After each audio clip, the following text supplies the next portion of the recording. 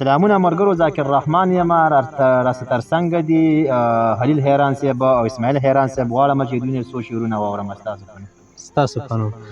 ذاکر بھائی او اسماعیل حیران صاحب، ستاسو په اجازت باندې د ذاکر مینوالو ته دغه دوه شعرونه ډالۍ چې د ځینې خلک په رنګ سپین خو زړه یې تور وي. ګورئ دوست چې صحیح وي نو مثال د خپل رور وي. ګورئ چېرته د بل مسلمان حق ته ګورئ زړه ښه نه کړي، یو وخت به راشي چې په خوله کې به دې اور وي. ګورئ او ربه زما د سترګو دغه جنت واچې نخلې، ربه زه سوال درته کوم ژوند کې خو یو مور وي. ګورئ یو ځل بیا ووایه، ډېر ښه.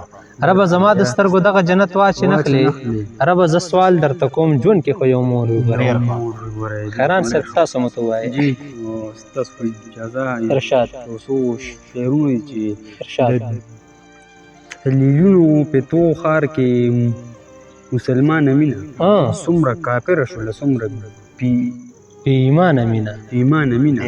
او هغوی دننه په ګوګل باندې تور زړونه لرل، هغوی دننه په ګوګل باندې تور زړونه لرل چې په ظاهره سسېده د زبانه مینه. مهرباني د ټول کور زړونه ساتي، ټول د کور کارونه کوي، هغه زما ملکه، هغه زما خانه مینه.